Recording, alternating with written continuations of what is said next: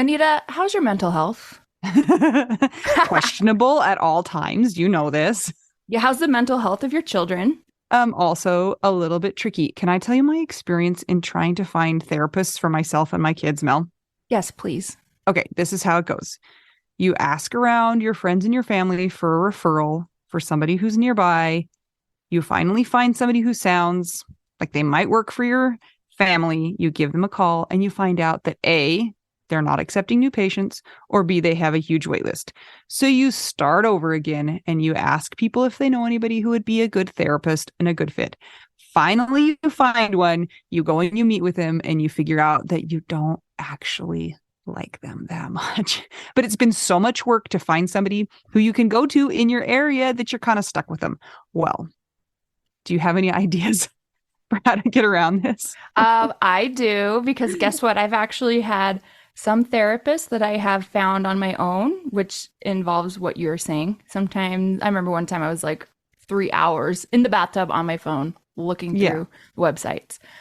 I was such a prune at the end. But I have also had the experience with working with BetterHelp. And it was like, I don't want to say too good to be true, but because it is true, but it's like amazing because I was matched with my therapist within 24 hours. And you didn't have to go through all of that other ridiculous process of trying to find somebody. And here's the cool thing too, is if that person didn't work out for you, you can just switch and say, and it's not like you're committing to another years long search for somebody who you're going to jive with. It's true. And I lucked out, or maybe just BetterHelp is really good at matching people together because I never had to change my therapist. I loved her. Perfect fit for me. And I know that some of our friends have used BetterHelp and they've had to change therapists, and boom, same day, you can change. Easy peasy. You can ghost your therapist. Get a new one. I love this idea. BetterHelp is one of our sponsors. If you use our promo code trybetterhelp.com/WWDN, you get 10% off your first month. And we totally recommend it. Yes, get some therapy. That's trybetterhelp.com/WWDN. Anita, we're back. Yeah, where did you go last week? I went camping and there was no reception or Wi-Fi. It was kind of great. Yeah, where did you go? I went to Granite Flat up American Fort Canyon. Ooh, did you see any wildlife? Just my dogs. No tigers? No tigers. No bears? No bears. No llamas? No llamas. But it was in bear country. I know. I'm always scared of bears, that they might come and eat me. But I'm glad you're back and that you didn't get eaten by any bears and that you got away from the world for a few minutes. Thank you. And our listeners will notice that we didn't have an episode last week. And it was because of me. I'm sorry. It's because Mel does all of the work. And so when she can't do the work, nothing happens at all. Mel has no rebuttal to that because she knows that it's true. Okay, so you went camping. What else happened? Oh, I have new blue hair. It's really amazing. I love it. It's bright. Yeah, I told her it belonged in the movie Tron. Like, that's how bright it is. But it's pretty awesome, and we've devised a plan wherein we can pass for one another, but then I have to dye my hair blue, too. But I think it will work because since we all are wearing masks, nobody will be able to tell from the nose down. Yeah, especially if your hair is super blue. I don't think anybody would even pay attention. So don't ask us why we're trying to pass for one another, because it's just like breaking it's against the law. Yeah, breaking the law and things like that. But who even cares? Yeah. Life is... It's fine. We're fine. Yeah, life This is weird. the widow way, everybody. This is the widow way. If you would like to see a picture of my blue hair, you can go to my Instagram, which is at Mel Shore. What? That's your Instagram? Yep. That is so creative. Super creative. I just had all sorts of drama this weekend because today was the start of drumroll band camp Oh, man. for my daughter. Oh, man. How is that working with COVID? Oh my gosh. I get like 75 emails a day from the school district and from the band teacher. So they have to wear a mask with a hole cut in the mask and play their instrument through the mask, which I think is going to be crazy. And then they have to cover the bottom of their instrument, the bell of their instrument, with like a covering of some sort. But The clarinet. The clarinet. It's a new instrument. It got repossessed. We were borrowing it, and they needed it back, and so we had to find a new clarinet, and we didn't realize that till like 5:00 on Sunday night. So we got it figured out. It was so much drama, though. You know what? This unnecessary drama. This new preventative practice may produce some of the best musicians this world has ever seen, because lung capacity, okay. And also working through all these restrictions. Like, imagine just actually playing the clarinet with no mask and none of that stuff. Okay, but this is kind of what I think. Well, maybe you're agreeing with me in a way. I think it's just going to make a lot of people quit. Or that. They're going to be like, screw this, I don't want to do this Which anymore. will also be survival of the fittest. Right. It will be like a Darwinian way to find the best clarinetists. Clarinetist, anything but clarinetist. I know, but a clarinetist, that sounds even worse. Oh, gosh. You could wear a mask, but no clothes, and play the clarinet, and then you'd be a clarinetist. Guys, these COVID rules are amazing. They're producing some of the best comedy. No one's saying you have to wear clothes, just a mask. It's true. That's like when people are angry about having to wear a mask right now. I'm like, well, also you have to wear pants. That's the worst. I know. I'm not sad about wearing pants, but shoes, I would like to not wear shoes sometimes. But no shirt, no shoes, no pants, no service. No mask. At the Dairy Queen. Go through the drive-thru. Can't you be a clarinetist through the drive-thru? TBD. Anyway. I don't even know. This conversation has gone nowhere fast. Yes. We're pretty excited about our guest today. Stay tuned. We've got a pretty fancy, exciting guest that we got to talk to, and we're really excited about that. This guest has gone through the death of his spouse in a very high-profile and public way. So stay tuned. I'm Anita. I'm Mel. We're two young clarinetists trying to figure out, widows trying to figure out, widow we do now. Listen, grieving is hard. Being widowed is hard. And actually, just being a human is hard. Everybody has stuff. BetterHelp.com is making it easier than ever to get the help that you need. BetterHelp gives you secure access to licensed counselors to help you cope with just being on this planet. Just fill out a quick questionnaire, and BetterHelp will match you with a therapist that suits your needs. Our listeners get 10% off their first month by using the link betterhelp.com/WWDN. That's BetterHelp, as in help me. .com/WWDN. Go get yourself some therapy. Today, we have an exciting guest, and we're on something like episode, 30? Somewhere close to 30, aren't we, Mel? We're close to that, and we've had one widower guest, exactly one in all of this time. And when we were talking to our one widower guest, David, one of the things he talked about was that there are so few men who are open about their grieving, and there are many fewer resources for widowers as opposed to for widows.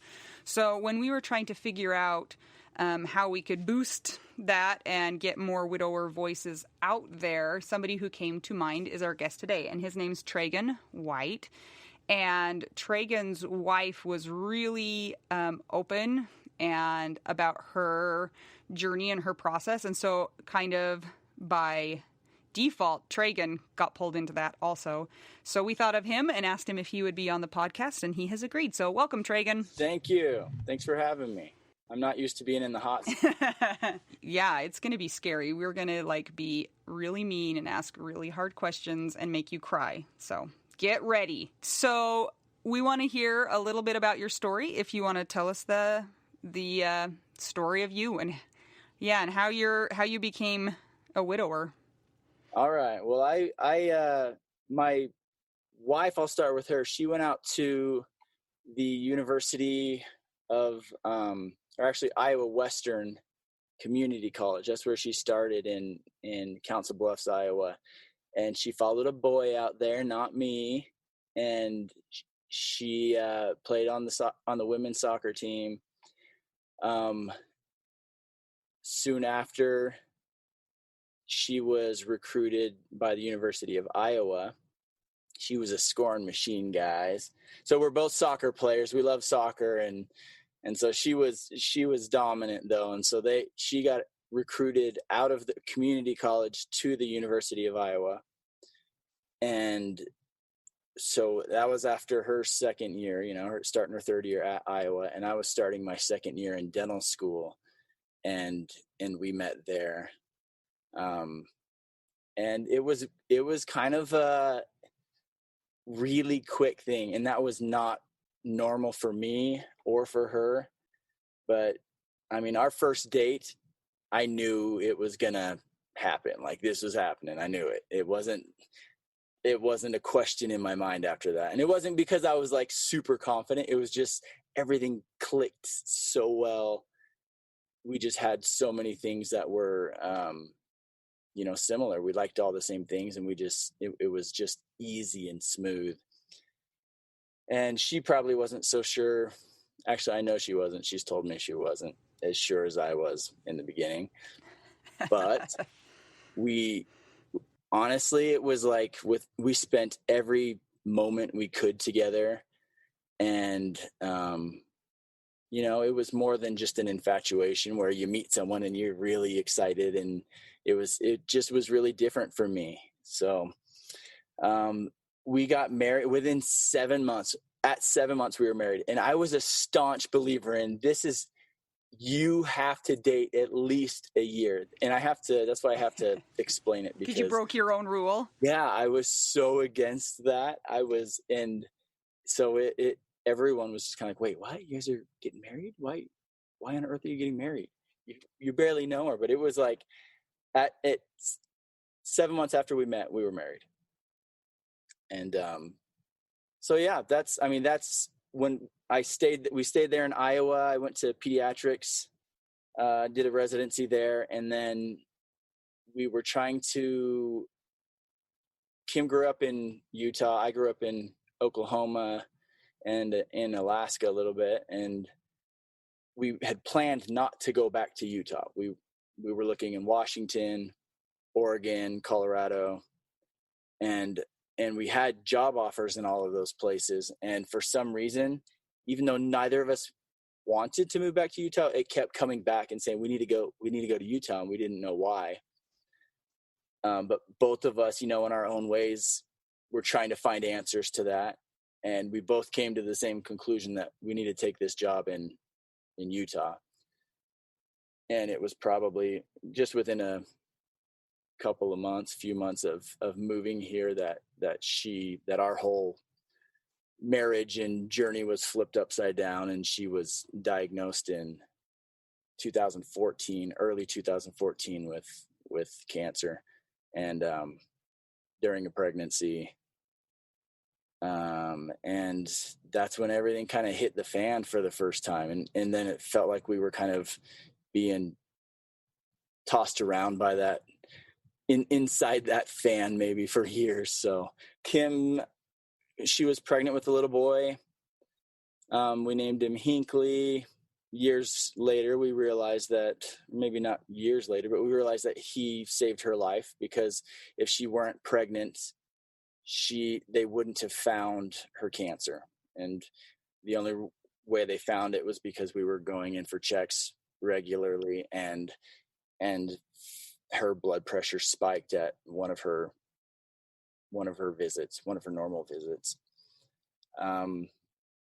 And we were in the process, also worth noting, I just tried to get her life insurance. So the nurses had come to our house to check her out, and they're like, whoa, her blood pressure is really high. Let's get that figured out before we get you a policy.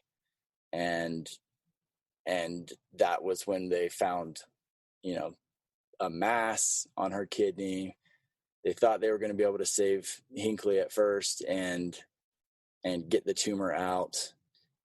They were like 99% positive it wasn't cancer, because it was so well held together. It was like cantaloupe size, and it was very, clear margins and everything. So it wasn't just growing out of control, they thought. So they're like, it's not cancer. Don't worry. We can get this out. No big deal.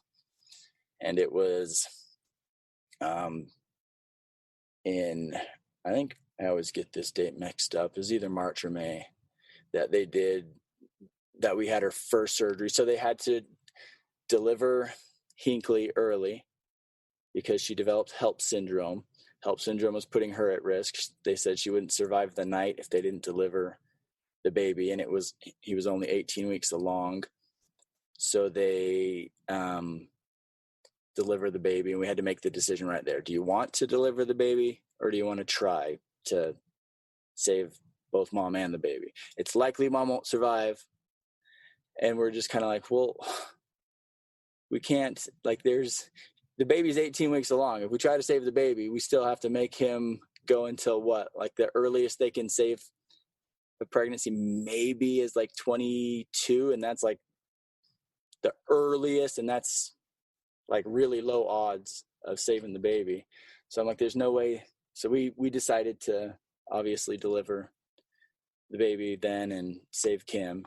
And then it was a couple months later that we had her first surgery to take the tumor out. And it wasn't until that, when they had her open, removing the tumor, that the surgeons, took a little biopsy, a little piece of it, sent it down to pathology because he thought it looked cancerous, just how much inflammation there was and everything. He's like, this looks cancerous. So he sent it down to pathology, and they found that it was definitely cancerous.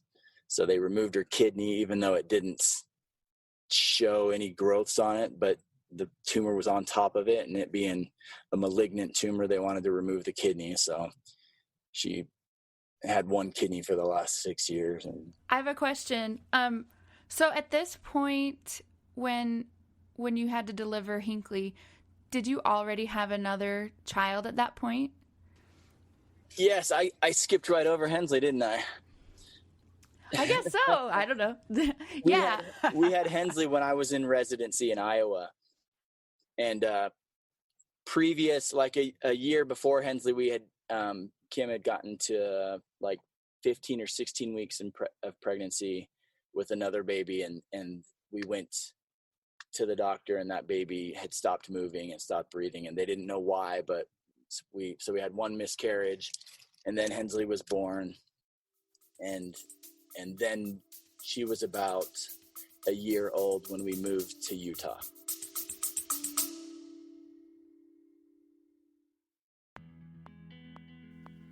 Sometimes we assume that unless we had a huge life insurance payout, we don't really need to know anything about investments or even finances. But guess what?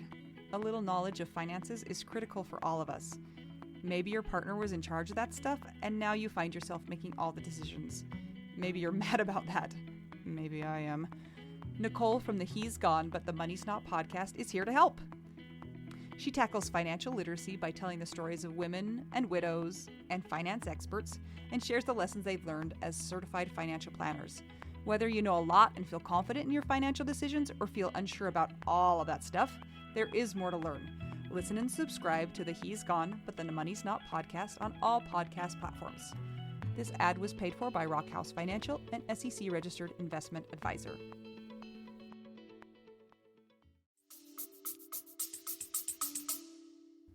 Holy cow. So you got married, and then you already had a miscarriage.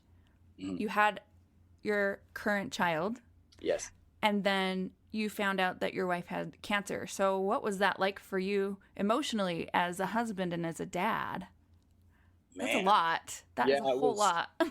It was a lot. I mean, that's kind of all you can say, because you're like, it was early in marriage too, so it's really early on, and already, like, it was really hard. The day we found out we lost the baby, the first baby, was my dental school graduation. So we had an appointment that morning, and we were supposed to go straight from the appointment to the graduation ceremony. My family was in town. They were going to meet us there. And it was really hard because we had to put on, we were bawling, and she had to keep the baby in her for days until they could deliver it. And that was really hard for her, knowing that her baby had died and was in her, and she had to walk around with him in her for that long. It was so hard. And so we go there every person we've known over the last few years is there, and we're having to act happy and hug and love everyone and thank everyone for coming into town. And, we met my family for dinner and then went out to ice cream, and that not until then did someone say, "Oh, how'd the appointment go?" And we're like, well, we lost the baby. And my brother's like, "That's not funny." Like, Oh don't, man. are you kidding? That's not funny. Because I obviously am a little lighthearted and I'll make jokes out of everything. And he's like, kind of got mad at me for that. And then he saw that we were like tearing up, and we're like, so it was just a huge ball fest at that point too. And it was, so like, it seems like from the beginning, like we're trying to deal with I don't know, with grief and with emotions. And I wasn't raised to deal with emotions. I was raised to you be tough and you don't show emotion. And then at some point, I humor was my way through any kind of pain or grief or any kind of emotion, and I just didn't ever confront my feelings and acknowledge what I'm feeling and say and acknowledge that it's okay to feel that way. Like, I had to swallow it up. So, and I felt like, maybe at that point it was like that a little bit because I wanted him to have someone to lean on, losing your baby. And I think she obviously had bonded with this baby that's in her, and I hadn't yet. I had my ideas and my plans and goals and everything for this child, and that it was really hard, but it wasn't the same as a mom having a baby in her and being able to bond with that baby and losing the baby. So I felt a need to try to not show much emotion to her, at least. And yeah.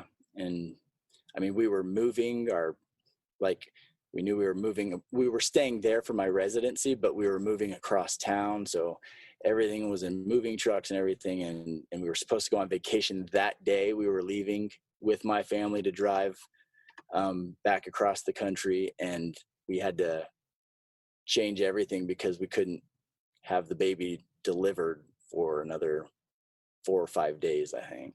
I feel like you guys were doomed from the beginning. It was like hard right from the get-go, and then like one thing after another. You got a raw deal, man. I know. You should ask for a redo. I was just going to say it's interesting because I know that with my husband, the same sort of a thing, we met really quickly and got married really quickly, and it's like, why? And then they die. So it's interesting, like, to hear similar stories in the fact that, like, the meeting was taking, like, you would probably prefer it to, like, take longer to get to know the person, but for some reason, like, you're kind of led to get married quicker. And then later there's a reason you can look back and have 20/20 vision, and it's like, oh, well, there you go. Yeah, that's the benefit, right, of looking back. If only you had known at the beginning. I mean, that would be hard, but like, man. Yeah, and I've thought of that before too, is like, would it have been better in any way if I knew from the beginning? Like, people always say that, how horrible it is that these bad things happen and stuff, and it is.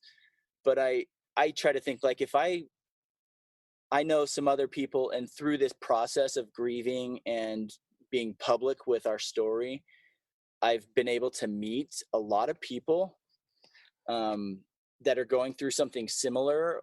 Similar and is can mean a million things, but I've met people that have lost their spouse really, like, with no time, no preparation at all. You didn't know anything. It was an accident.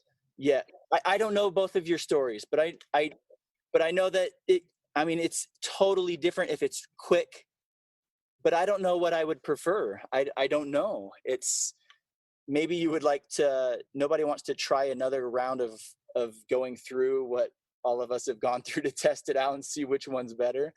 But you wonder if it would have been better I always wonder if it would have been better if it were quicker, because I got to watch her get weaker and then get stronger, and then my hopes get up, and it's like, oh, it's never going to happen. So she was sick for 6 years, but I didn't think I did not think she was going to die until a couple hours before she died. I thought I thought we had still months, at least months. If everything was horrible and worst case scenario, we had months at home, and she lasted a night at home.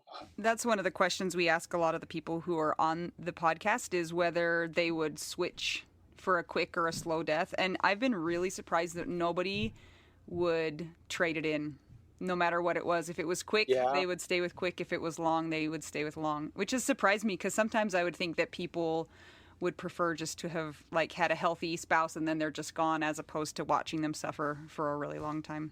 So I wonder if it has something to do with just getting to the point in recovery or grief where you've accepted what's happened, and now you can't go back and be like, I wish it was something. Like, I've already accepted this and been through everything it takes to be able to even talk about it. I'm not going to start wishing it was different.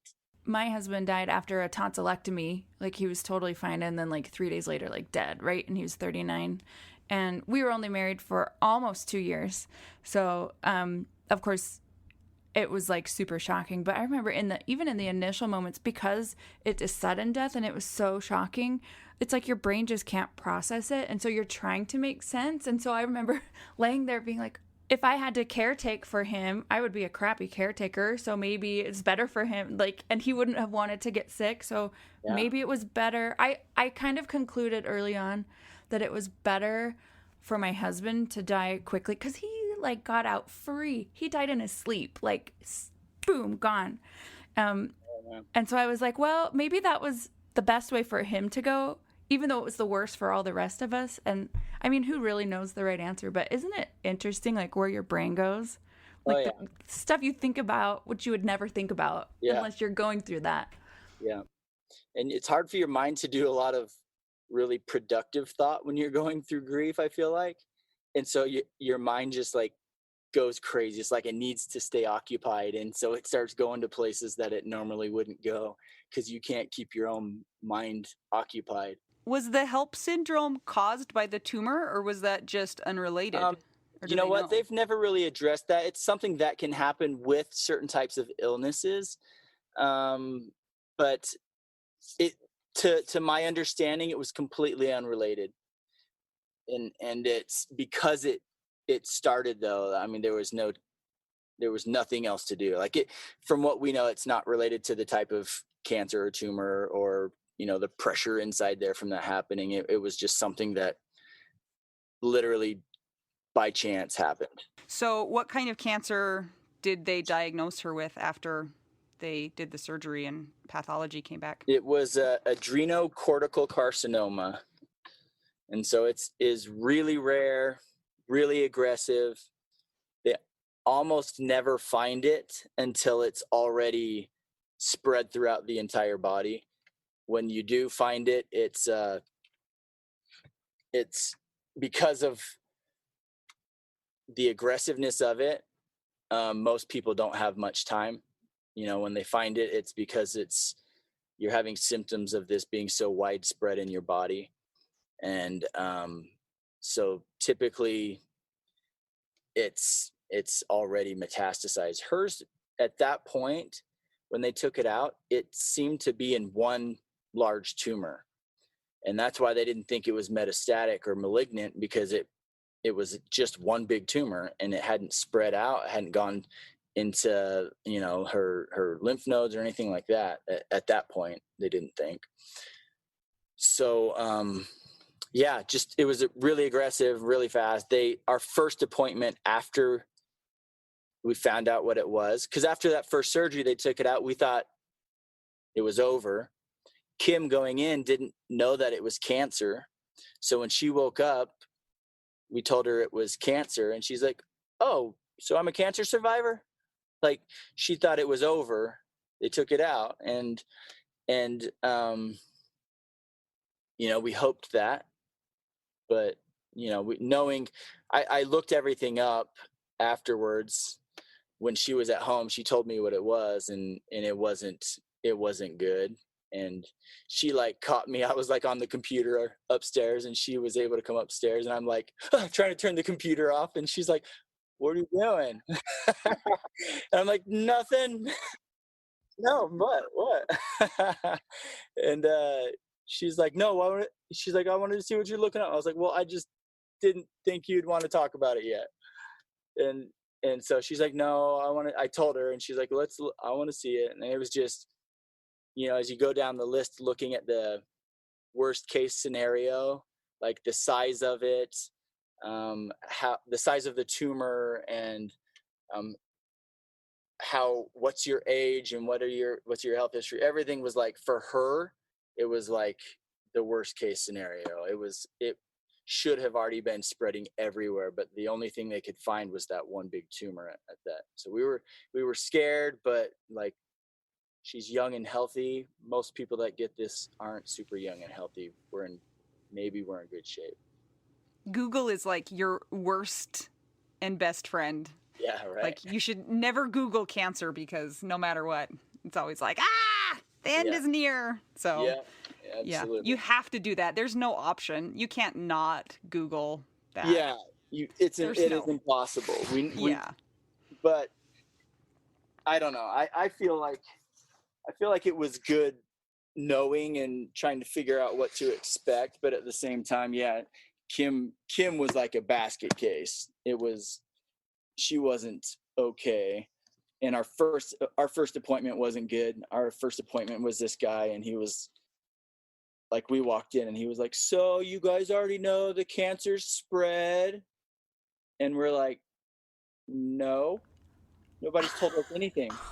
Oh my gosh. And he's like, "You mean nobody showed you the pictures of this yet?" And I said, "No, you're the oncologist. This is our first appointment with an oncologist." And he goes, "Oh, well, yeah, it's spread all over. I mean, this is a really aggressive cancer. Most people don't make it a year." Oh my gosh. But and Kim's just kind of like, he's just talking like, no compassion, no bedside manner. He's like, "Well, I guess if you want to see it, hold on, you guys wait, let me go get a screen." And he like walks out and gets a screen, and she's like, "What?"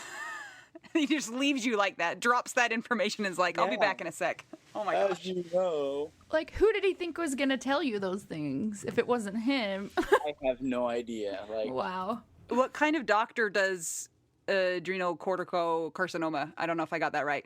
It would be, I mean, he was an oncologist. He had only seen one case of this ever. So do they not have, is it an endocrine? Because it's adrenal? Yes. Is that who would, okay. Yeah, so she had an endocrinologist. I mean, she had a giant team, but she had endocrinologists from the beginning, Kim was like, obviously she was just pregnant. She wants a baby. Like, so she's like, "Is there any chance that I can have a baby? Can we freeze my eggs in case I go through all this chemo and then I'm okay?" And he's like, "You don't want to do that." He's like,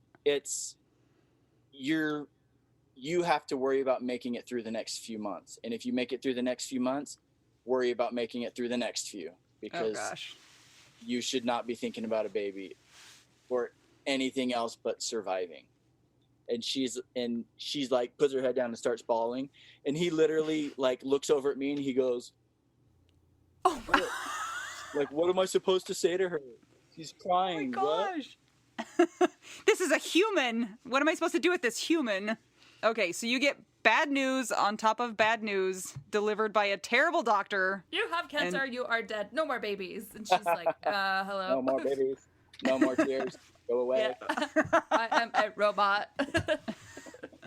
Oh, gosh. Okay, so then what? Oh, he said, "There's no chemo that works for this cancer." This was at the end, after Kim was able to get rid of her emotions. And he said, "Look, there's no chemo. There's one chemo that they've tried in the past for this that kills specifically adrenal cells, but it gives you a terrible quality of life. You just won't want to be alive while you're taking it. So you might as well," he said, "in my opinion, you enjoy the few months you have left. And if you decide that for some reason you want to do chemotherapy, give us a call. Have a great day. He's up and out of there, and we're sitting there kind of reeling like, wait, what? So we just go live our normal life for the next couple of months till you die. And so we could barely drive home. It was just such a horrible moment. And then Kim's mom actually, I think I even still like went back to work a couple of days later. Like, I don't know what to do. They have me scheduled with patients. We were just like lost and didn't know what to do. And Kim's like, I'm okay, go to work, get your mind off of things. And I'm like, okay. And like, that was really hard going to work through a lot of this, but Kim's mom ended up somehow online looking at stuff and ended up in a little chat thing with somebody from Cancer Treatment Centers of America. And they just went about it differently. They, like, within 3 days of her mom finding them, they paid for us, Kim and I, to fly out there. They picked us up in a limo at the airport, drove us to their treatment center, and then we had like 3 days of appointments. So here's our contrast. Huntsman Cancer Center, renowned for what they do, come in and tell us, it's cancer, it's bad, you already know that, right? No? Oh, well, it is. You're going to die quick. Don't do anything. We'll see you later. Call us if you need anything. We get here, they treat us like kings and queens, and they have us see social workers, therapists, nutritionists, dietitian, any psychologist. All day we had appointments lined up with different people. And it was amazing. Like, they're like, you're gonna need help mentally, both of you. This is gonna be a difficult journey. We need to get you set up with somebody to talk to, marriage therapist, and then individual maybe. Diet is gonna be huge for you. Like, Huntsman never mentioned diet, never mentioned mental health, never mentioned marriage help, never mentioned any aspect of treatment and recovery. Zero. Like, it was, looking back at it after what we experienced there, it was night and day difference. And we loved it there, and we started treatment there. And when we ended up having to start IV treatments, IV chemo, her doctor recommended we come back here because she said, you're going to be sick as a dog. You don't want to be traveling. So do it at home. They can give you the same regimen we can give you. So we ended up back here. So I know you guys had a lot of ups and downs. Like, things got scary, things got better, things got scary, things got better, right? Yeah. A lot of times where you thought maybe things were going to end. Did you feel like she was going to die more than once, or you never really did? Yeah, no. You know what? That's what got hard about it, is that the doctors were all so set on the fact that she was going to die, and she was going to die early because of the numbers, because of the data that did exist on her cancer. That's how it happened. That's how it always happened. So my work, I'm talking with one of my assistants, and he says, dude, we want to help. There's going to be a ton of medical bills, and you're going to be missing a lot of work.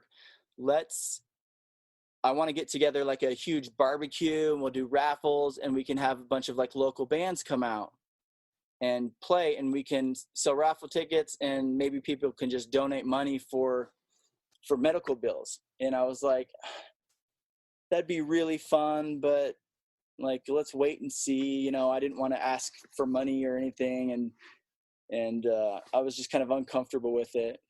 And totally kidding around, I was like, oh, hey, because Kim dated Dan from Imagine Dragons, and so they had met a long time ago, and and they had hung out a lot and everything. And then, so I said, "Oh, Kim dated the Imagine Dragons dude. You should call them and see if they'll come play." and he was laughing about it. And then a few days later, he's like, "Dude, I got a hold of him." And he had just Facebook messaged Mac, Dan's brother, and said, "Hey, Dan is friends with Kim Olsen. Does he know her? She just got diagnosed with cancer. They're trying to figure things out. We're thinking of doing a barbecue or a benefit. Are you guys interested?" And he didn't even think they would answer him at all. And they got back to him like that day. "Yes, we'd love to help. Let us know how we can help. Let us know when." And so that started kind of everything going. Like, there was a benefit concert set up. Dan played it with a couple of his friends. Imagine Dragons didn't come because they were in Europe, but Dan was able to fly home and do kind of an acoustic thing down at the Sandy Amphitheater. And that's what kind of started her story kind of becoming a little bit public, because it was in the newspapers and stuff. And she couldn't keep all of her friends and family informed. And every time we got news, good or bad, we had to call 100 people and have that discussion over and over. And we finally just said, we need to just put it on your Facebook. And Instagram was just coming out. Just put it up there, tell everyone to go and read it so you don't have to call everybody. And she started doing that, found it helpful, but also found it like therapeutic for her, and so that's where, and Kim Can Kick It, that her handle, was started at that benefit concert. They made bracelets, and the initial idea was to sell them to make some money, but we just decided, don't just give them out to everybody. And so they gave out those little rainbow bracelets that say Kim. Yeah, you have to have those to be legitimate. If you don't have the bracelets, then it's not a real fundraiser. That's true, right? Yeah. And if you're a real Kim Can Kick It fan, you have one of these. And if you're a real Kim Can Kick It fan, then you have one of the one that's like embossed instead of coming out. That was the first round. Oh. That's how you know. It's like the green Jello pin from the 2002 Olympics. Right? Oh man, I don't even have a bracelet, so now I'm feeling bad. Man, I'm not even cool. Let's do it. Send me a bracelet. I want a bracelet. I can. You know what? I've got to find them, because I think Kim's mom grabbed them. We had a giant bag of leftovers, and I think she grabbed them and took them to her funeral and put them out on the table. Yeah. So I think a ton of people grabbed them. I don't think we have any. They didn't even know. So, it's fine. I'm just teasing you. Have some respect. Yeah. Okay, so you have this awesome fundraiser, and then Kim starts journaling on Instagram, and everybody starts following her. Yeah? Slowly. Yeah, okay. Yeah. What was it like being so public with such a hard thing? For me, it was hard because, I didn't, honestly, she would always have me like edit her little spiels, because she wrote really good. Like, she was a great writer. She did not start out that way. Some of it sounded like a fifth grader wrote it or something. And it was funny and cute because she wrote the way she talked. So I knew what she was saying, but I'm like, you can't write it like that. But it was, if you go back and read, like, you can see she got better and better, but I was editing a lot of those. So I would read some of them, but she would just tell me stuff. So I thought that I had most of it. I wouldn't read a lot of her posts, even like more recent posts. There's a ton that I wouldn't read, not because I was like avoiding it. I just, people would say, "Oh, hey, I heard she had this procedure done." And I didn't know, because she didn't tell me, because it was just completely normal for her to drive herself to a procedure, get it done, recover a little bit, and then come back, or have a friend go. And she didn't want me to miss work or whatever. So she wouldn't even say anything. I would get so mad at her because she'd have procedures and things that she was even sedated for that I would come home and find out about it because my assistants told me they read her post about Instagram. So one day you came home and she was missing an eyeball, and she didn't even tell you about that. Just kidding. She wasn't missing an eyeball, I don't This think. thing fell out. I had a procedure. I have one eye. It's fine. So for me, it was really hard because I would find out about stuff from other people. It was hard for me because she would talk about more than just medical procedures.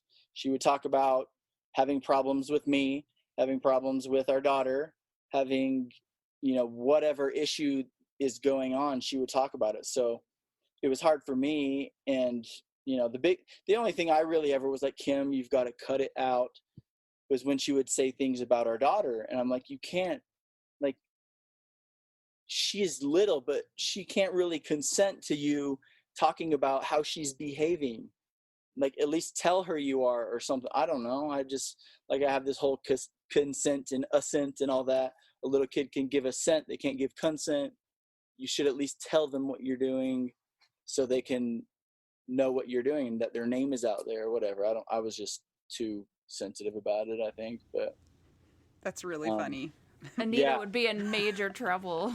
I would. Well, all I do is talk about my crazy kids. I didn't see the benefit of it. I thought it was just complaining. I was like, you're just complaining to the world. And the world then for her wasn't, 130 or 40,000 people. It was a couple thousand or a few thousand. Yeah.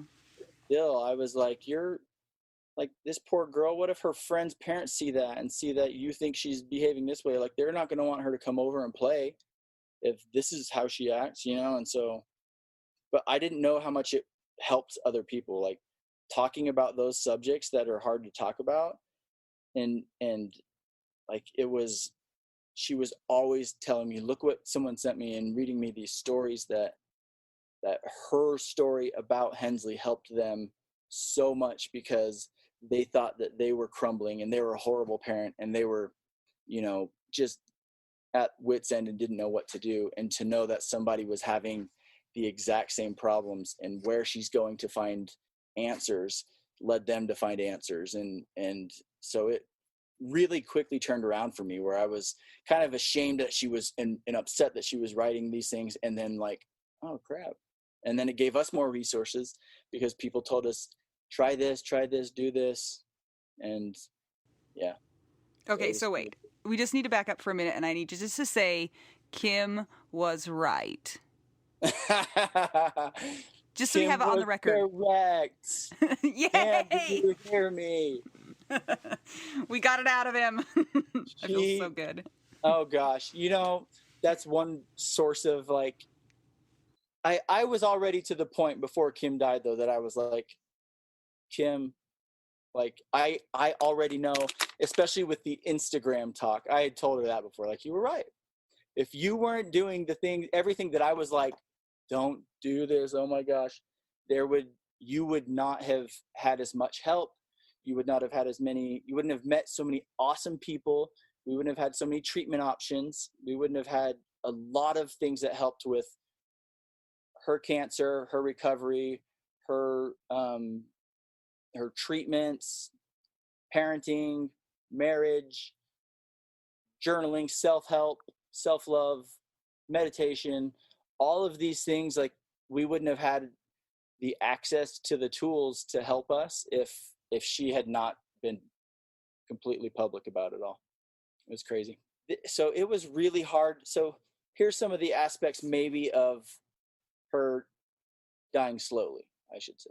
So the fact that it was a slow burn is that, I mean, really early, people see her and saw how she was maybe near the end and how she was strong and happy and inspirational, and just had control of her mind.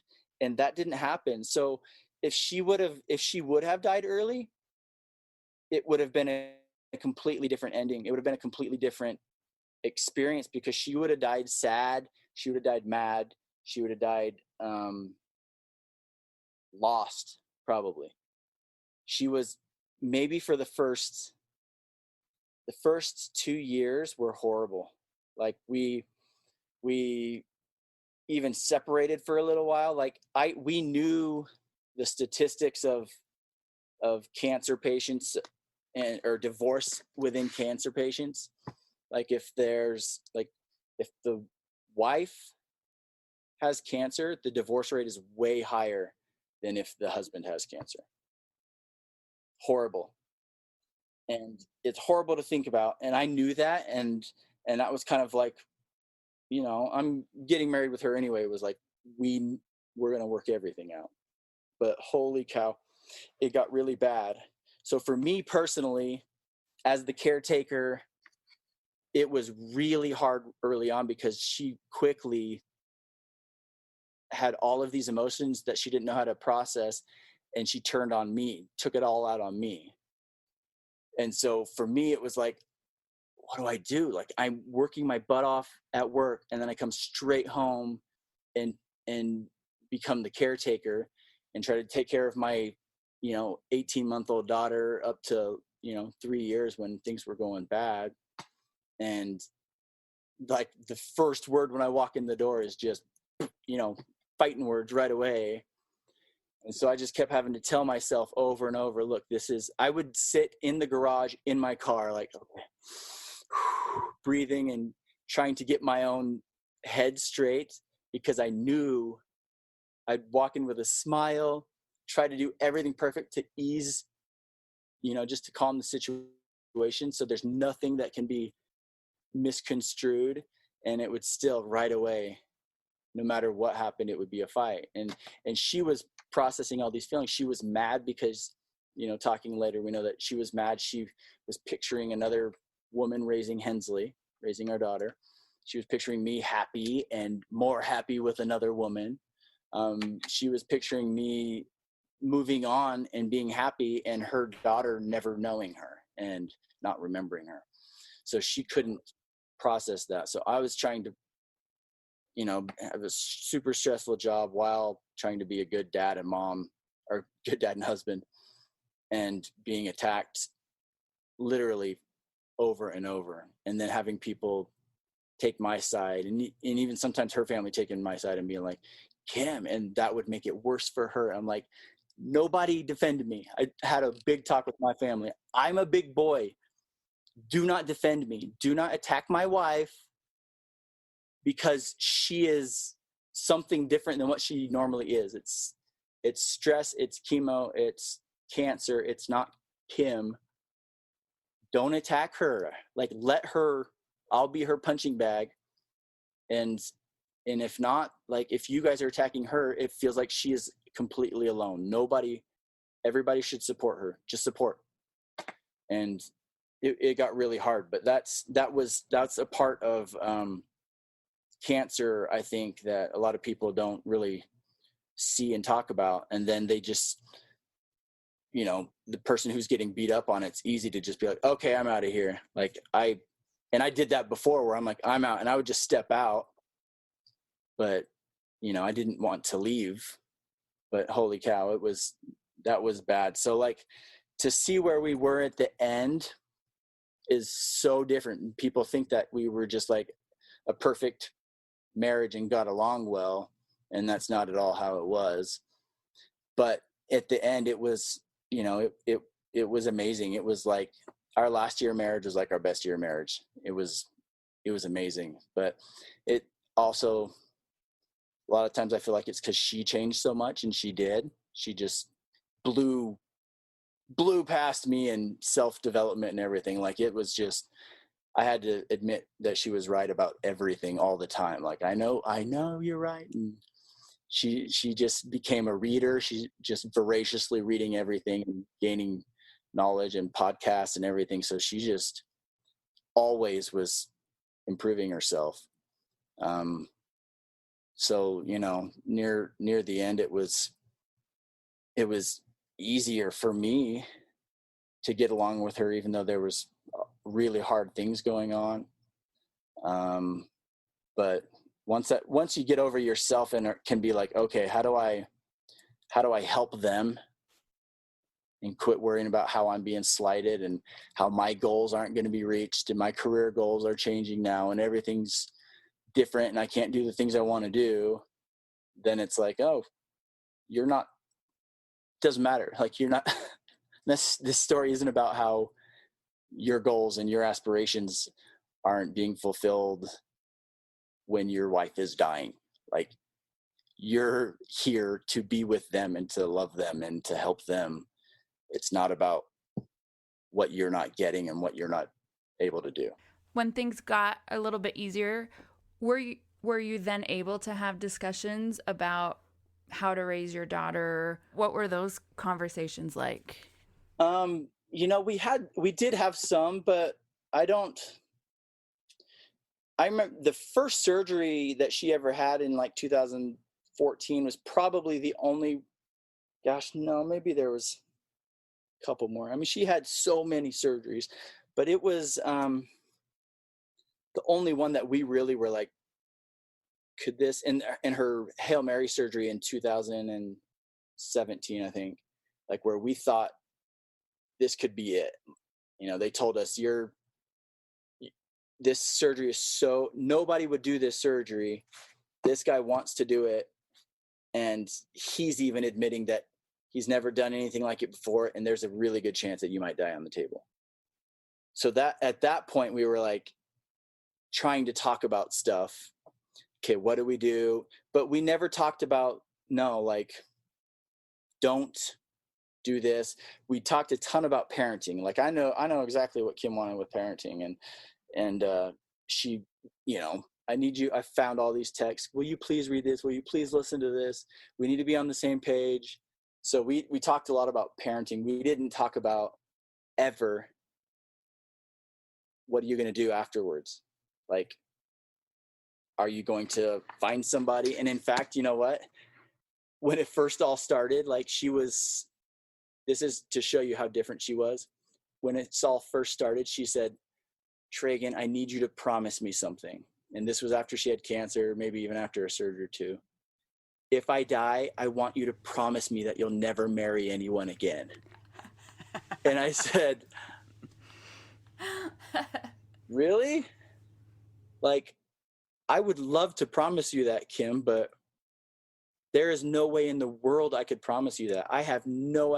That is not even on my mind, but there is no way I could promise that. What if like, it's years down the road and there's, like, I don't know what to do and I fall in love with someone because I made you a promise years ago? Do you want me to not marry someone? Do you not want me to have somebody there for Hensley? Like, she just changed so much, but there was no discussion about anything like that after her surgery and stuff. Isn't it like so weird? Like, I know, at least I had these experiences where it's like my husband died and then like within days people were like, it's fine, you're gonna find someone else. And I'm like, what about all this in the middle? And it's like, yeah.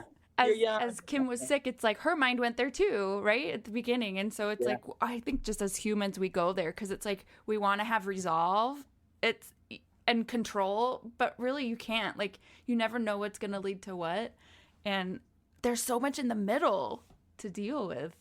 There's so much in the middle, and I'm realizing that even now. And it's been 4 months since Kim passed away, and I'm just like, oh my gosh, like, and everything that's happened in the last 4 months in my mind is, I'm noticing a change in the way I'm thinking about things. And I'm just like, I mean, as fast as things go, gosh, and it's been 4 months, like, what about in a few years? Like, that was harder. All of that was much harder on her, knowing that she wouldn't be here, than it was on me.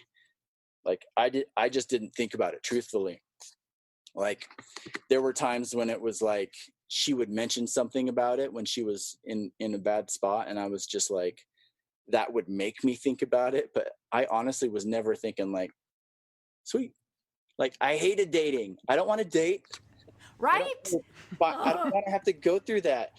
When I found Kim, I was like, hallelujah.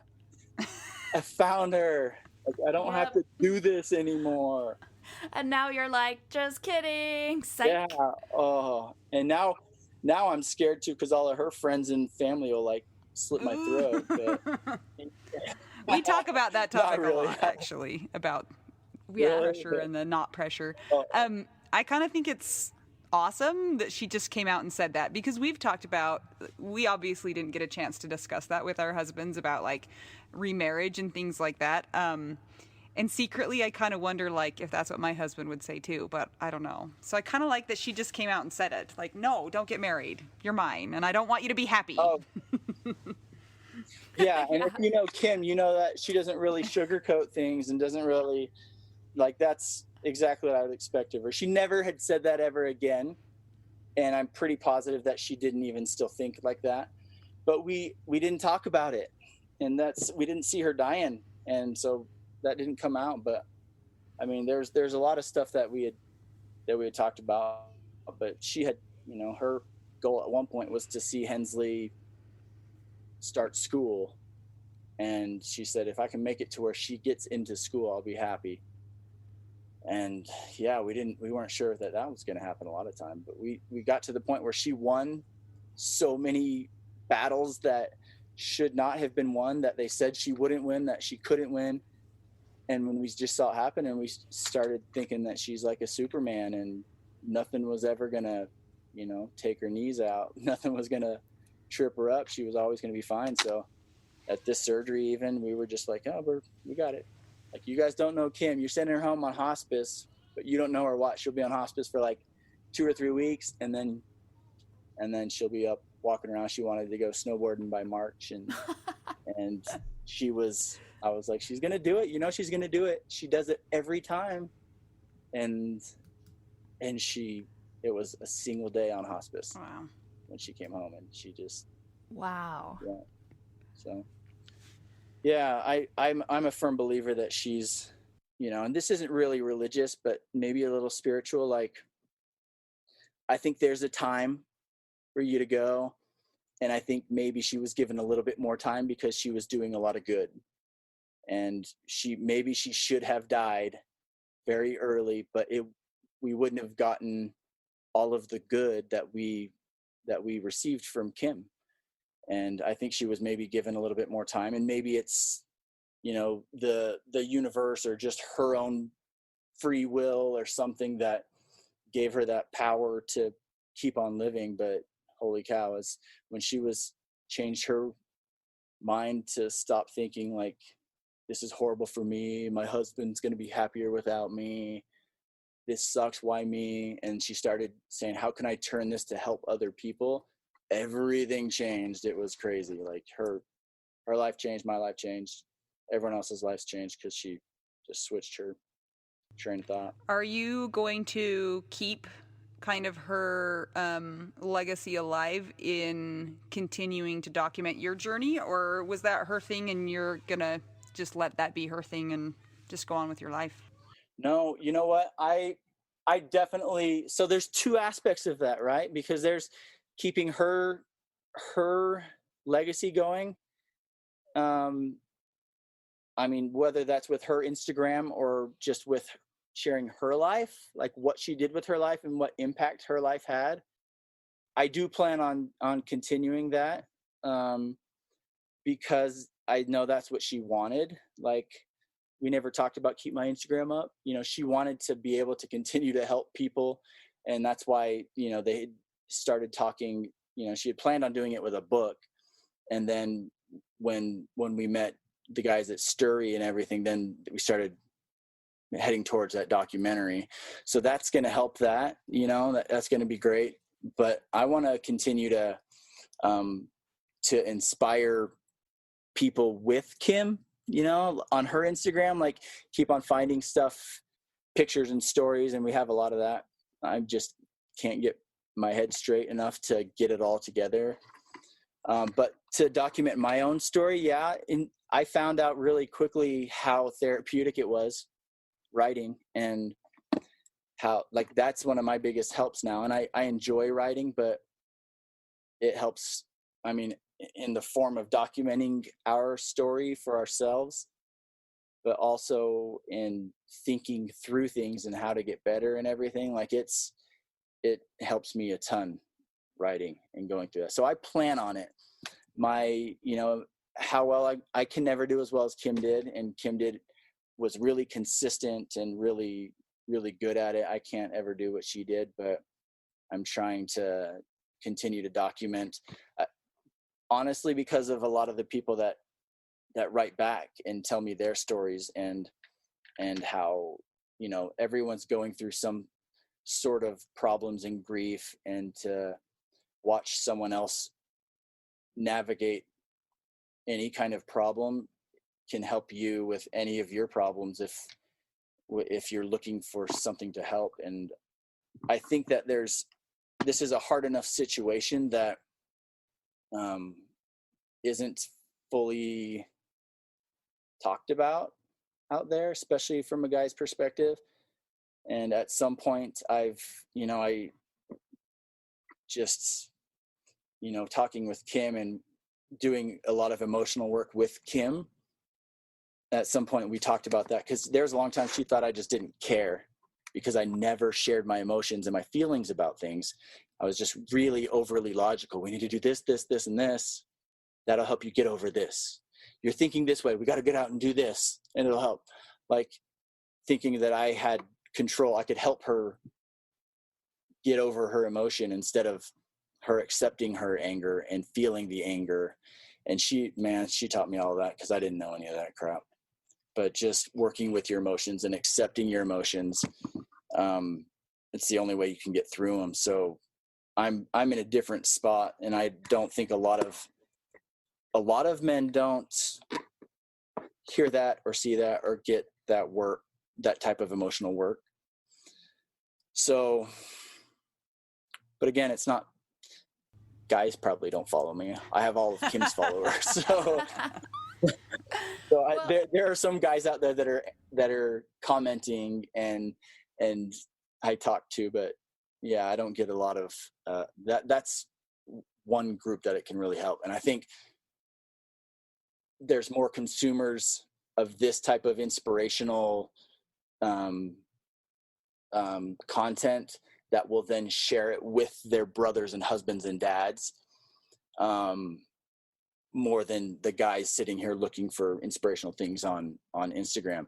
Women are so much stronger than us. It's so crazy. And they seek out good information, and it blows my mind how much better at that women are. And so we just kind of feed off of you guys. So you mentioned earlier that the way that you process things, just like in life, wasn't necessarily being emotional, right? Like you would just keep it inside. Yeah. So that's awesome that you're learning a new way of dealing with things. Yeah. You know, there's a website, socialworktoday.com, and I was reading a little bit on it just about like men and grief, just to learn a little bit more. Yeah. And they were talking about how there's, of course, like the cultural messages with guys. And I think it might be changing because the world is changing and there's social media, like versus when we were all kids growing up, there was none of that. And so, of course, it's like the classic, well, just keep a stiff upper lip, suck it up, don't say anything. And then when a man maybe does show emotion, because that's so culturally ingrained, it's the person is telling that griever, like, don't do that. Like, what's wrong with you? You're broken or something. Yeah. So I love that you're still continuing to help people, and that it can hopefully help some guys. Because, like you said, it's not like a ton of guys are going to be listening to stuff like this, but it's the people that are in the guys' lives. The other thing that I was reading that was nice, because it was talking about them grieving silently. Men grieve more silently, or and they can become withdrawn, or they tend to move towards physical activity or like a private sort of a ritual that's not like, okay, I'm gonna do my own Instagram page, I'm gonna do a vlog, or I'm gonna like go out and speak. And then it's not necessarily bad or negative, it just is a style, like a guy's style. What do you think about that? I think that's exactly what my style was. That's what my dad's style was. Like, not just with like pain and grief, but with emotion in general. If I was pissed off, I would just shut down. And I told myself it was out of like maturity or something. Like, I don't want to say something or do something that I'm going to regret, so I'm not going to say or do anything right now.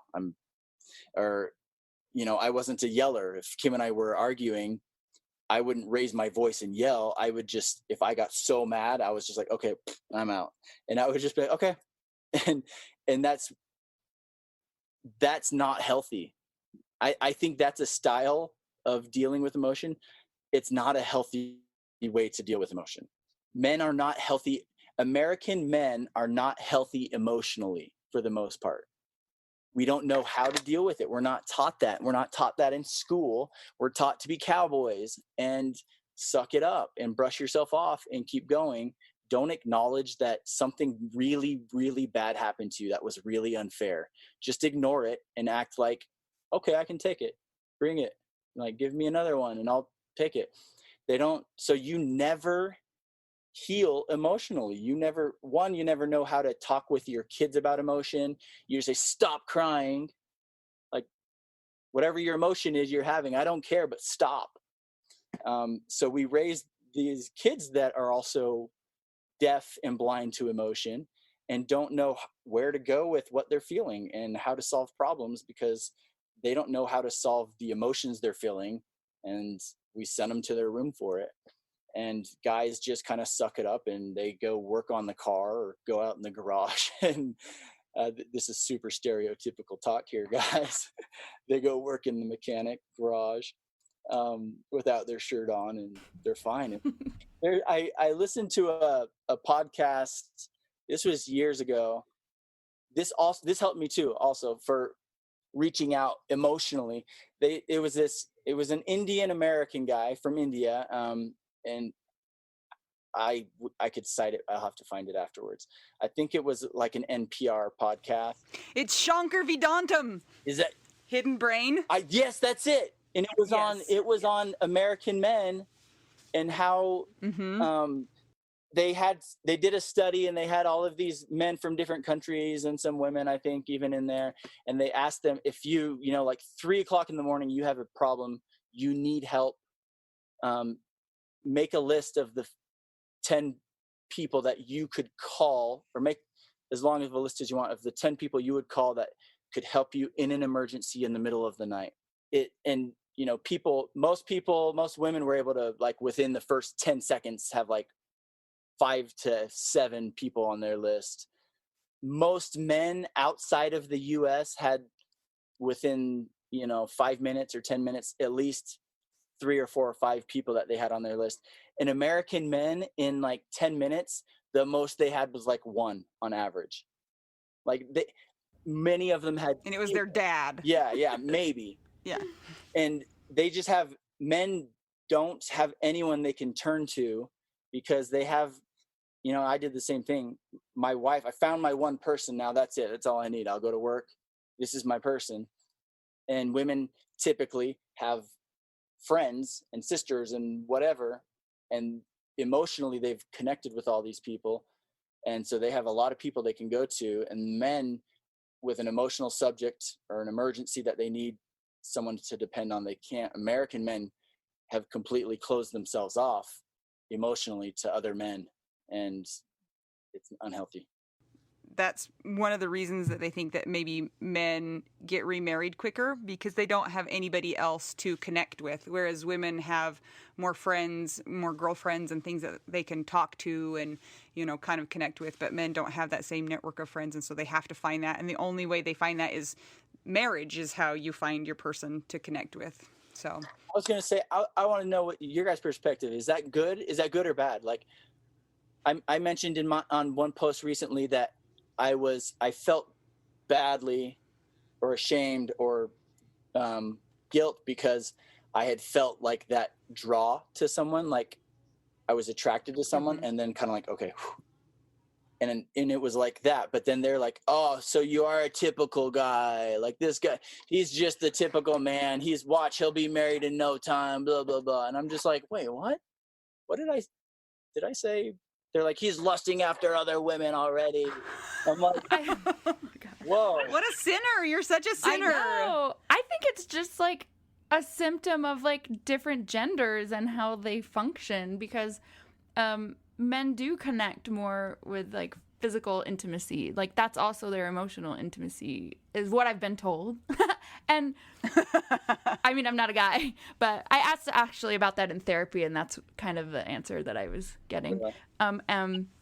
And like Anita just said, like, women have their network of friends and their girlfriends, and so I know just with our experience with like the widow friends that we know everybody is just like cool to take their time. They're not in a rush unless they like find something. Like they find connections elsewhere so that they're not only facing that. But then we know widows that meet somebody pretty quickly after their husband passes away, and they're like, you know what, if I didn't feel that connection and it wasn't right for me, like I wouldn't believe it either, and I got a lot of crap. But I wonder if it's just like biological kind of gender sort of a thing. What do you think, Anita? I think that this is a total like trap. You know, it doesn't matter what you do. You're right. Especially in the public's eye, it's going to be wrong. And so I think you just have to do whatever is good for you. And I think that, yes, there is something to say about how American men are socialized. And it would probably be better if you had a network of people that you could draw from. I think it would be better emotionally for you. Does that mean that you wouldn't be seeking out somebody to marry? No, not necessarily. You know, so I think this is hard, and anybody judging you, you should just flip them off because, I mean, it's just, this is not anybody's business but your own. And, but I will also say this. I think that sometimes I watch other people get into relationships quickly, and I just think you're trying to fill a hole in your heart while your brain isn't working. So, you know, just I agree. Be careful that you don't. That's my take on it. You know, truthfully, try and fill the void. Like, who wouldn't want something?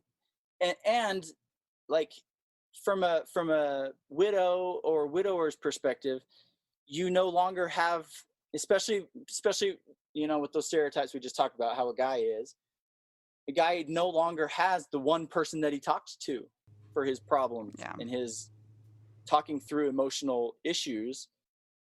And you don't have that anymore. So like there's an invisible or just a draw that has nothing to do with sex. I want to have sex. Like, you know what I'm saying? That's what people think that was about, was I was drawn to someone. He's just a typical horny guy. That's what he wants. And I'm like, it has nothing to do with that. There's that, but that's okay. Be honest. Part of it. Yeah. There's a part of it. Yeah.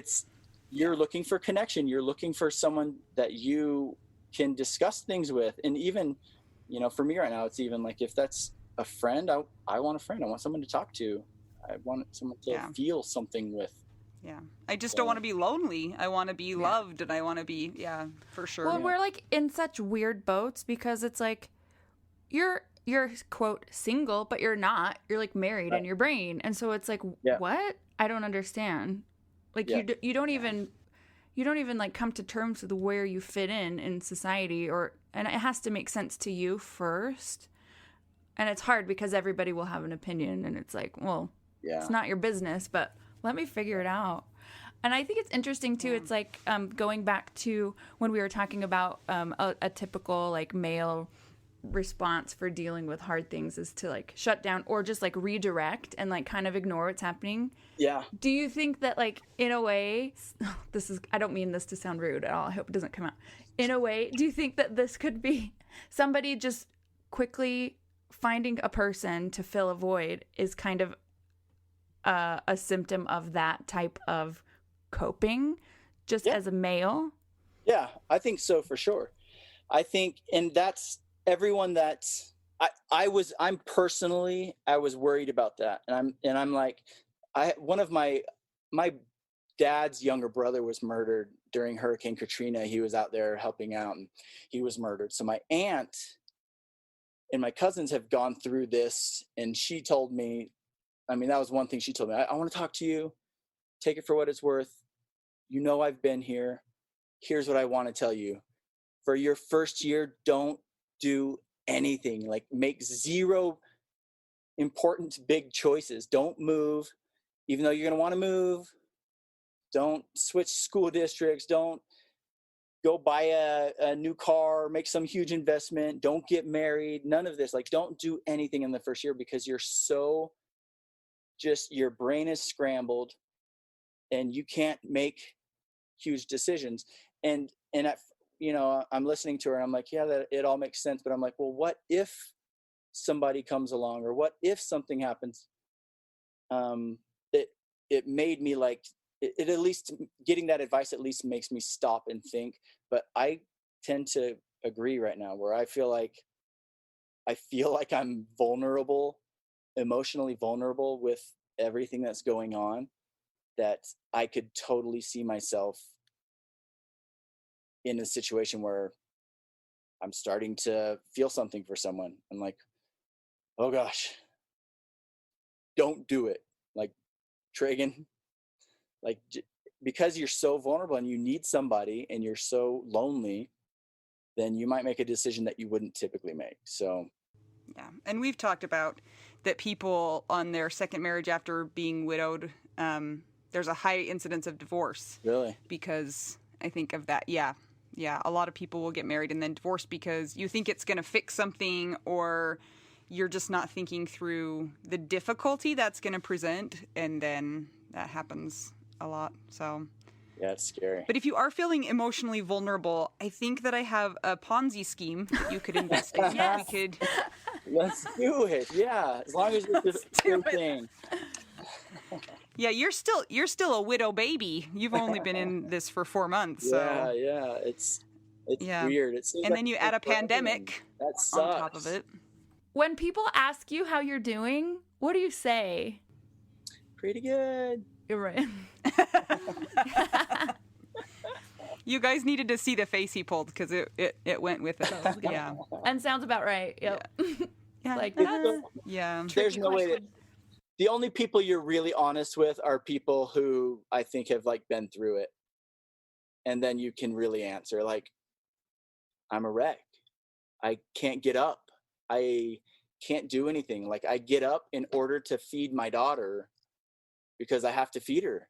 I get up because I Yeah, feel they're bad annoying like that. that I need to get her doing something, or I need to do something productive with her, or else she's just gonna, get on the iPad or the TV and sit there all day long. And some days I'm like, okay, I need that, but I feel so bad, and like I just have to get up in order to feel like I'm doing something sometimes, and that's pretty late. And like it's with the pandemic, it's at first I thought it was great because I would be able to not have to go back right away, but at some point it was just like, holy cow, I need life, I need something happening, because I'm not ever going to get over I'm not going to get through this to the point where I can function without some semblance of normal life, and there's no way to get that now. Well, I have one piece of advice for you, and that is to just embrace the iPad and the TV. That's who's raising my kids right now, and I have just come to terms with that. And like, your dad is Netflix, and I'm your mom. Yeah, my daughter has, though she used to watch like pretty decent shows, and now she's discovered like Japanimation anime stuff. Holy cow. And most of it's like mature TV mature on there. And so I walk in and hear them like having this sexual talk, and I'm like, what on earth are you watching? She's like, what? It's awesome. It's these adult cartoons basically. Oh my gosh. Yeah. The colors are Okay, pretty. so you need to get some parental controls on your Netflix, and then you'll be good to go. And YouTube had to get outlawed at my house because, whoa, there is a lot of stuff on YouTube that you don't get to control. So are you back to work now? That the pandemic has kind of, I don't even know what to call the pandemic now. No, my work is back. The clinics are running, but I'm not working, and I think that was more a decision of what am I going to do with Hensley, because I didn't want to just send her off to a summer camp. Orphanage. I mean, sorry, that's what that tells me. I didn't know what. I mean, it was getting a nanny to be with her all day, every day, and then me going to work to be able to afford that. Or I ended up just saying, you know what? I'm never going to have this chance again to stay home with you, Hensley. Like, my plan was to take it off and just like travel and go everywhere. And then COVID happened. But I mean, I want to, I'm getting more writing done. But still now that things are starting to open up, we're thinking of doing a few more trips, but I am not going back to work until she starts school again. So I've got a little That's bit. awesome. Yeah. That's nice that you have the flexibility to be able to do that. Yes, it was purely a function of what I thought was one of the curses of Kim's cancer, was that I couldn't continue to advance and progress in my goals in my profession and what I wanted to do. And I had planned on, already having my own clinic or 2 or 3 and all this, not having to work as much because I would have associates in there and everything. And none of that happened. And now I'm not sure about all of that. I don't know if I want to do that, but now it's so perfect that I was still where I was, that I could say, look, I'm going to step out. I got to take some time. Yeah. No. Tell us quickly about the documentary. When is that coming out, and is it out? No, it's not out. They're still doing some interviews. They're just now interviewing a couple of Kim's doctors and one of her best friends from when she was growing up. And that actually just happened yesterday. From what I understand, that's what we've been waiting on, was a couple of those interviews. And I know the last conversation I had with them, the delay was trying to license music to play on there. And in a way that we can afford it, because we don't want to go through more fundraising and stuff just to be able to have music on there. Mel will play your music for you. Just ask. Yes. All right. That's what I do for my life, actually. Yeah. Really? Yeah, Mel's a musician. That's So awesome. when it does come out, how do people watch it? I wish I knew. There's a lot of things that are still being figured out, but I do know that we talked about Kim's a little bit pomp and circumstance, She likes the red carpets and stuff like that, and it's fun for her. And she had planned, she was like, obviously this documentary started when she was alive, and she had planned on it being finished while she was alive. So she had planned, she said, we need to put some money to the side so that we can do a red carpet, because we want some cancer people to be there. We want it to be able to help as many people as possible. And if we have some names there for its opening, then and do a fun little thing, then it can get out there. It can help more people. It can be more of a thing rather than us just having a video for our family to have, and she knew, that in her heart that she had to tell this story at some point. Like, I'm being kept alive, miracle after miracle after miracle, so that I can do something. I've got to share this. And so that's what this became. So she wanted it to get out to as many people as possible. So, talking with them, with the documentary guys about it, they did say that, they were planning on having an opening, like a premiere. A premiere, yes. Yeah. So I don't know when that's going to happen. I know it's kind of slow moving, right at this point. But all I know now is they just got one interview and they're waiting on 2 more, I think next week or the week after that. And I know they're getting close. That's cool. Well, if you let us know when it comes out, we can put the stuff up on our. Awesome. We can let our listeners know about it too. Thank you. Thank you so much for joining us today. It's been really exciting to get to talk to you, Treagan, and to learn more about you and Kim's story. It sounds like it was an intense ride, and I'm glad we got to talk about it a little bit. So thank you. And remember to look at our Facebook group, Widow We Do Now, Widow Wives Club, and also leave a review. So I will play the clarinet that I don't play. Leave a review on iTunes. Thanks for joining us. Join us next time. I'm Anita. I'm Mel. And we're just 2 widows and a widower trying to figure out Widow We Do Now. Thank you, guys. That was fun.